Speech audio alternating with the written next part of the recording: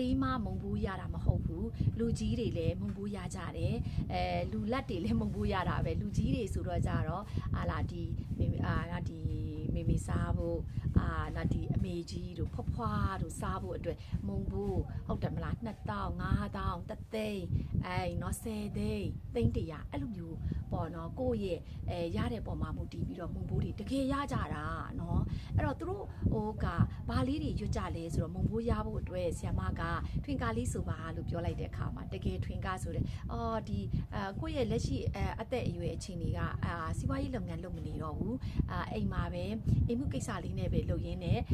နော်ဒီဖျားတရားလေးနဲ့ပဲဖြတ်တန်းနေရတယ်ဆိုလို့ရှိရင်လည်းပဲနော်ဘာမှစိတ်မပူနဲ့ငွေရလေနော်ဒီတကယ်ကိုရောက်လာတာကိုက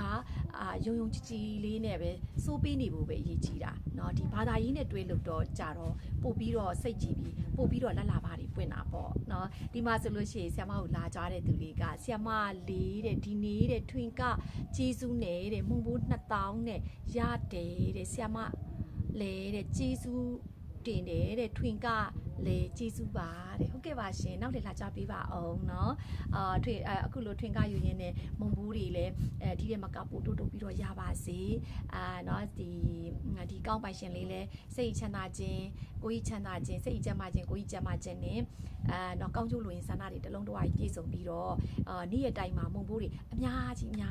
ရပါစေလို့เนาะဆ iam ဒီနေရာနေဆုတောင်းပေးပါတယ်ဒါကတော့ဆ iam TikTok ကနေအကြွားလေးเนาะဒီ page မှာလည်းပဲဆ iam ပေါက်နေတော့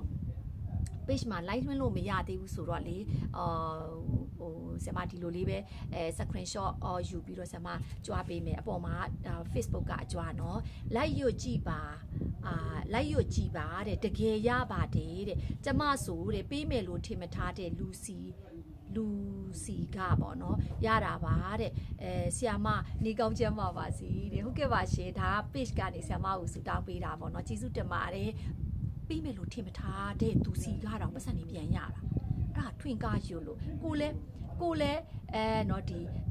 ရကျင်တယ်မုံဘိုးတွေလည်းရကျင်တယ်ဆိုဆ iam နဲ့အတူတူခုဆိုမယ်ထွင်ကား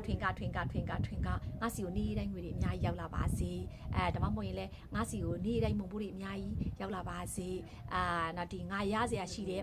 ငွေတွေအများဆုံးပြန်ရပါလို့ဒါလေးကိုအားတိုင်းနားတိုင်းဆိုသွားအခောက်ရည်များလေးကောင်းလေးပဲနော်အဲ့တော့ဒီနေ့မှာမုံဘိုးတွေလည်းရကြပါစေနော်ဒီငွေတွေလည်းပြန်ရကြပါစေလို့နော်ဆ iam ဆုတောင်းပေးပါတယ်ဆ iam နဲ့အပြင်တွေ့ဆွေးနွေးခြင်းတဲ့သူလေးတွေက3992564558နဲ့ဆက်သွယ်ပြီးတော့နော်ဒီ3ရက်10လပိုင်းမှာဆိုရင်ဆ iam မကွေးကိုလာမှာဖြစ်ပါတယ်ကြွတွင်ဘိုကင်ယူလို့ရပါပြီလို့နော်အားလုံး